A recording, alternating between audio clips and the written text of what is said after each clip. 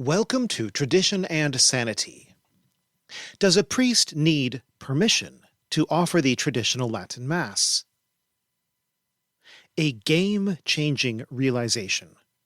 Paul VI neither legally mandated the new Mass nor altered the imprescriptible rites of the old Missal.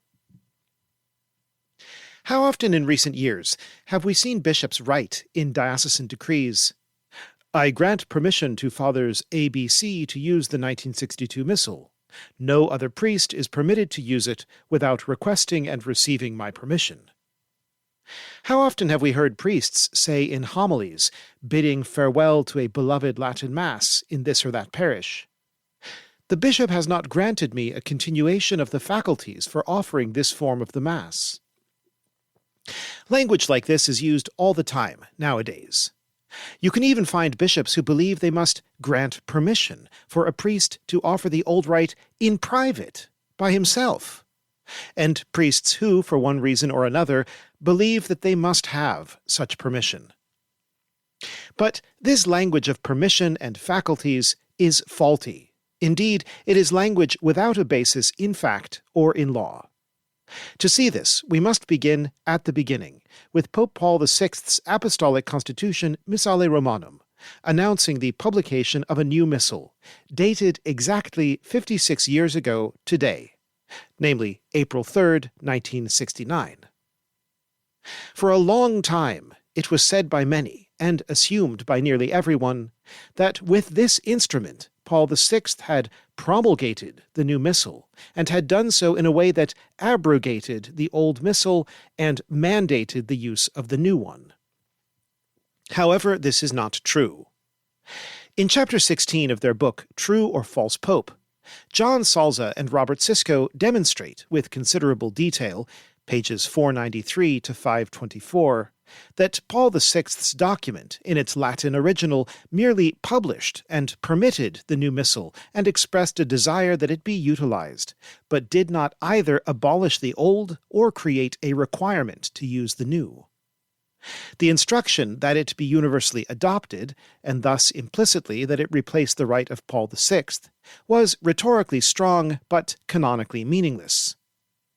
Confusion was amplified, however, by deliberate mistranslations of the document that utilized language of promulgation and obligation that was not actually present in the Latin original. All of this is demonstrated, as I say, by Sisko and Salza. In sum, Paul VI had not done what would have been required for a true mandating of the Novus Ordo Missae and abrogation of the rite of Pius V, even though afterwards he and everyone else behaved as if he had done so. Moreover, no subsequent legislation effectively imposed the necessary use of the Missal of Paul VI, leaving priests of the Latin Rite legally free to use the old Missal. Indeed, Pius V's quo primum still remains in force in that regard. And as I have argued in my tract, True Obedience in the Church, that bull is far more than a mere disciplinary decree. That is the basis of Benedict XVI's judgment that the old missal was never abrogated, or even abrogated, in the sense of one law replaced by another. Obviously relevant is the making of critical distinctions between what may be intended, what is actually legislated, and what is legislatable or not. A modern canonist who develops this theme is Reginald Marie Rivoire, in his tract Does Traditionis Custodes Pass the Juridical Rationality Test? As Father Rivoire shows, not even Traditionis Custodes changes the findings that Salza and Sisko summarize. Indeed, it is pretty clear that its ghostwriters didn't even grasp the issues discovered by more careful canonists. And this, too, is in God's providence. A priest once wrote to me that all this seems too good to be true, because it undermines the basis of Traditionis Custodes and, well, most of the attitudes and policies of the past 5.5 decades concerning the obligatory use of the new missal. I thought that I should approach a friend, a highly prominent canon lawyer, I will not say more, qui legit intelligat, and ask him for his assessment of the Salza-Sisko case. He graciously responded, quote, "In answer to your question, I, too, find the position of John Salza and Robert Cisco coherent and compelling." Pages 499 to 502 of Chapter 16 contain the heart of what I would give as a canonical response. Pope Paul VI never abrogated the Roman Missal of Pope Pius V because he could not juridically abrogate it. This explains the position of the 9 cardinals commissioned by Pope John Paul II to answer 2 questions regarding the Roman Missal of Pope Paul VI. In fact, the usus antiquior continued to be celebrated after the publication of the usus recentior. I know from a conversation with a venerable Benedictine abbot that when the abbot of his monastery approached the competent Roman congregation after the publication of the Roman Missal of Pope Paul VI, indicating that the radically reduced form of the Roman Rite was spiritually too impoverished for the offering of the Holy Mass by monks, the abbot was told to continue to have the monks celebrate according to the usus antiquior. At the same time, the right of an individual priest to celebrate according to the usus antiquior as a valid and indeed most beautiful form of the Roman Rite has never been taken away because it cannot juridically be taken away. What happened in what pertains to the Roman Missal after the Council of Trent is radically different from what happened after the Second Vatican Council. Pope Pius V corrected abuses in a form of the Roman Rite which remained substantially the same as it had been from the time of Pope Gregory the Great and earlier. Pope Paul VI presented a new form of the Roman Rite, not claiming abuses in the usus antiquior.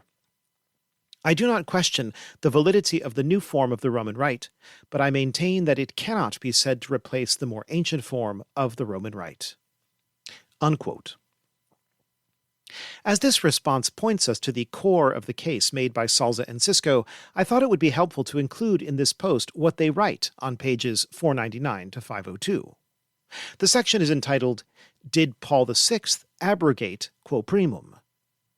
Quote, "In its constitution on the sacred liturgy Sacrosanctum Concilium, December 4, 1963, the Second Vatican Council decreed a reform of the Roman Missal. What followed the Council's decree in the years to come was a staggering number of pronouncements, which gradually introduced changes into Catholic worship that brought it more in line with the reforms of the Protestant innovators. The earliest changes targeted the traditional Mass, until Paul VI released his apostolic constitution Missale Romanum on April 3, 1969, in which he announced the publication of the new Mass. Following the issuance of Missale Romanum, the Congregation for Divine Worship, not Paul VI, promulgated, quote-unquote, the new Mass by issuing Celebrationes Eucharistiae on March 26, 1970. Here, by the way, there's an interesting footnote in Salza and Cisco. They write, "As we will further discuss later in the chapter, because the new Mass was promulgated by the Cardinal Prefect of the Congregation for Divine Worship and not the Pope, it not only fails to trigger the infallibility of the Church, but some also argue it is necessarily rendered null by Quo Primum, which was promulgated by the Pope, St. Pius V. For an inferior cannot annul a superior's law. They further argue that the new Mass is technically illicit, that is, illegal but not invalid, by virtue of being contrary to the legislation of Quo Primum." That's the footnote. Other pronouncements from the congregation followed, even one that attempted to ban the Old Mass by mandating the exclusive use of the new Missal. Once again, there's a footnote here. Let me read it to you. See the notice Conferentia Episcopalium of October 28, 1974.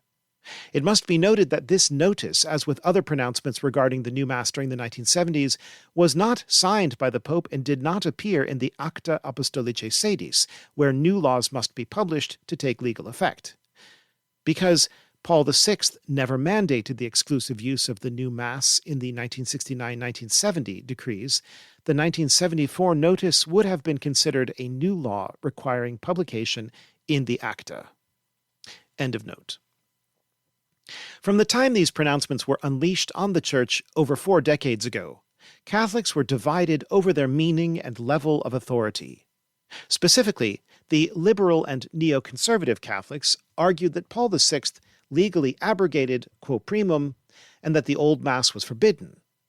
Traditional Catholics, on the other hand, maintained that the Old Mass was never juridically abrogated, nor was the new missal ever juridically promulgated as a binding law. In the midst of this confusion, the priests who continued to say the Old Mass and refused to say the New were, and still are, persecuted by their liberal-minded counterparts, their bishops and fellow priests. The position of the traditionalists with respect to the Old Mass was officially, although not publicly, vindicated during the reign of John Paul II, who appointed a commission of 9 cardinals to study the issue and provide the answers to 2 questions. First question: did Paul VI or any lawful authority legally suppress the traditional Mass? Second question: was any priest free to say the Old Mass without special permission? In a 1995 interview, Cardinal Stickler, who was one of the 9 cardinals, explained the findings of the commission as well as some other interesting behind-the-scenes information about the subject. Unquote. At this point, Salza and Cisco quote from an interview with Cardinal Stickler, with emphases added. Quote, question: did Pope Paul VI actually forbid the Old Mass? Cardinal Stickler: Pope John Paul asked a commission of 9 cardinals in 1986 2 questions. Firstly, did Pope Paul VI or any other competent authority legally forbid the widespread celebration of the Tridentine Mass in the present day? No. He asked Benelli explicitly, did Paul VI forbid the Old Mass? He never answered. Never yes, never no. Why? He couldn't say, yes, he forbade it. He couldn't forbid a Mass which was, from the beginning, valid and was the Mass of thousands of saints and faithful. The difficulty for him was he couldn't forbid it, but at the same time he wanted the new Mass to be said, to be accepted, and so he could only say, I want that the new Mass should be said. This was the answer all the princes gave to the question asked. They said the Holy Father wished that all follow the new Mass. The answer given by 8 of the cardinals in 1986 was that no, the Mass of St. Pius V has never been suppressed. I can say this, I was one of the cardinals. Only one was against. All the others were for the free permission, that everyone could choose the Old Mass. That answer the Pope accepted, I think. But again, when some bishops' conferences became aware of the danger of this permission, they came to the Pope and said, this absolutely should not be allowed because it will be the occasion, even the cause of controversy among the faithful. And informed of this argument, I think the Pope abstained from signing this permission. We're talking about John Paul II. Yet, as for the commission, I can report from my own experience, the answer of the great majority was positive. There was another question, very interesting. Can any bishop forbid any priest in good standing from celebrating a Tridentine Mass again? The 9 cardinals unanimously agreed that no bishop may forbid a Catholic priest from saying the Tridentine Mass. We have no official prohibition, and I think the Pope would never establish an official prohibition. Unquote. Thus, Cardinal Stickler. If you want to read more about this commission of cardinals, you can find the minutes taken by Cardinal Dario Castrillon Hoyos, translated at New Liturgical Movement. The link is in the Substack. Now, back to Salza and Cisco. Quote, in spite of the findings of the 9 cardinals, most bishops during the reign of John Paul II continued to forbid the Old Mass, either out of malice or ignorance, and persecute the priests who continued to celebrate it. Traditional priests were even labeled schismatic for celebrating the Tridentine Mass and forced to endure an unimaginable crisis of conscience. But in 2007, to the shock and dismay of the left and, no doubt, many on the sedevacantist right, Pope Benedict XVI issued the motu proprio Summorum Pontificum, which publicly declared what had been concluded by the Commission of 9 cardinals, including Ratzinger, 20 years earlier. Contrary to what virtually all Catholics throughout the years had been led to believe, Pope Benedict confirmed that the Old Mass had never been juridically abrogated and, indeed, was always permitted, just as traditional Catholics had always maintained. In a statement that sent shockwaves throughout the Church, Pope Benedict declared, I would like to draw attention to the fact that this missal, referring to the traditional missal, was never juridically abrogated and consequently in principle was always permitted. In remedying this grave injustice, the Pope stated the obvious.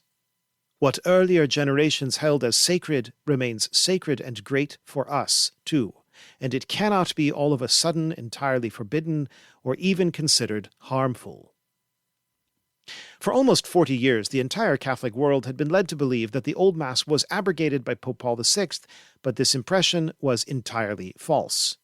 The Old Mass was never juridically abrogated, just as the New Mass was never juridically promulgated as a universally binding law. This injustice certainly underscores what God wills to permit His Church to suffer, and with regard to the source and summit of Catholic worship, no less. Indeed, God can and does permit such evils to afflict His mystical body, but never at the cost of compromising the Church's charism of infallibility. While this confusion concerning the Old versus New Mass was and still continues to be a source of consternation among the faithful, it can hardly compare, in terms of problems of legality, with other crises God has willed to permit, such as what we learned in chapter 8, when God permitted synods called and overseen by popes to issue erroneous decrees, for example, mistakenly declaring that the ordinations performed by previous popes were null and void, and then be contradicted by other synods, also called and overseen by popes, which decreed the exact contrary. Unquote. At the end of the chapter, Salza and Cisco commenced their refutation of Father Cicada's position as to Paul VI's apostolic constitution, Missale Romanum, a debate that does not concern me at present, since the case already made is watertight. Those who would like to read the whole of chapter 16, including its refutation of the sedevacantists on this particular point, will find it in PDF form at a link provided at my Substack. Now, a chain is only as strong as any one of its links, and a chain that is hanging from a hook is only as strong as the hook itself. The hook for all legislation concerning the Novus Ordo is Paul VI's apostolic constitution, Missale Romanum. If you follow the footnotes, like breadcrumbs, you'll see that all subsequent legislation on the new missal refers back to this document. Hence, if Paul VI therein legally promulgated and mandated the exclusive use of the new missal, then yes, a priest today would need some kind of permission to step outside of that mandate and offer Mass with a different missal. But if, as Salza and Cisco have shown, it did not legally promulgate and mandate the exclusive use of the new missal, thereby abrogating the old missal and abrogating quo primum, then the use of the new missal was and is not mandatory, and the use of the old missal was and is not prohibited or prohibitable. Indeed, its use is always permitted to a priest of the Latin Rite. This is not a coin toss. Summorum Pontificum, in fact, came down clearly in favor of the latter position, in accordance with the findings of the Commission of Cardinals. The Old Rite's legal status is summed up in 3 phrases: never juridically abrogated, always permitted, cannot be forbidden.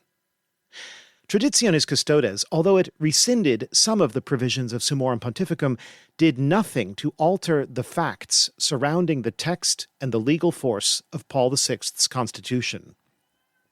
So, if a bishop is saying to a priest, "You need my permission to say the Old Mass," or "You're not permitted to use the preconciliar missal," or "You are required to use the new missal," or any variation on that theme, he is either the victim or the perpetrator of a falsehood. He is undermining the rule of law. He is guilty of overreach and spiritual abuse. To the extent that he is genuinely ignorant of the facts and therefore mistaken in good faith about what is and is not required, and in my experience most bishops are terribly ignorant of the entire history of liturgy and of the missals, it will go better for him on the day of judgment. That being said, priests to whom God has given the grace of a love of tradition, and souls who now rely on them for spiritual nourishment, are not thereby released from their obligation, quoram Deo et secundum consuetudinem ecclesiae, to continue to offer the traditional Roman rite. It is my opinion that priests have been habituated for so long to think in terms of faculties needed to hear confessions, or to preach, or to preside at marriages, that they unconsciously begin to think they need faculties to do just about anything sacramental or liturgical. They think they need a faculty to offer Mass, to pray this or that version of the divine office, to bless holy water with the Rituale Romanum, or whatever the case might be. This is a false extrapolation of faculties into areas where the concept is meaningless. A priest ordained in and for the Latin Rite Church is empowered to offer the holy sacrifice of the Mass in any valid and licit form of his rite. Indeed, he has a positive right, R-I-G-H-T, to do so, which can be restrained only for specifically delimited, proven faults against the priesthood. It is time we stop carelessly throwing around the terms permission and faculties. Let us use them precisely and correctly. In short, priests do not need permission to offer the traditional Mass. Priests have never needed permission to offer the traditional Mass. They cannot be forbidden from doing so. They cannot be required to use only the new missal.